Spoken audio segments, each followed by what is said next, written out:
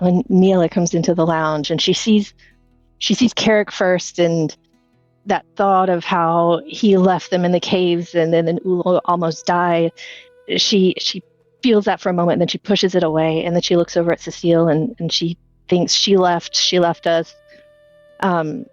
She didn't even tell us she was going anywhere. We were so worried about her, and she takes that and she pushes that aside, and then she walks over, and her hands are kind of like in front of her, and like shaking a little bit, like she's trying to clear something from them. Carek looks up at her and just simply nods. Suseel nods, but looks at her and her hands like a little bit concerned.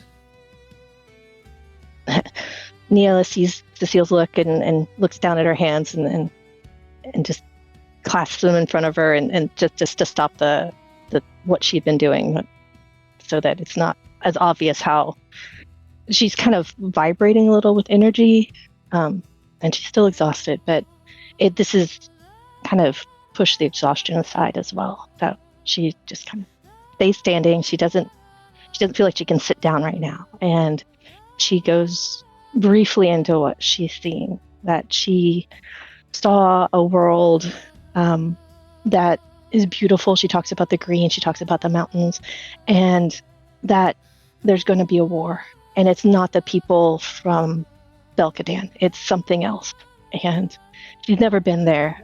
She doesn't know what world this could be, but she feels like it's very important, and maybe Suseel, maybe Carek, maybe they could tell her like where this is, so that maybe she could do something about it. For Suseel, she has an idea, but she's not willing to say it because she doesn't believe that necessarily.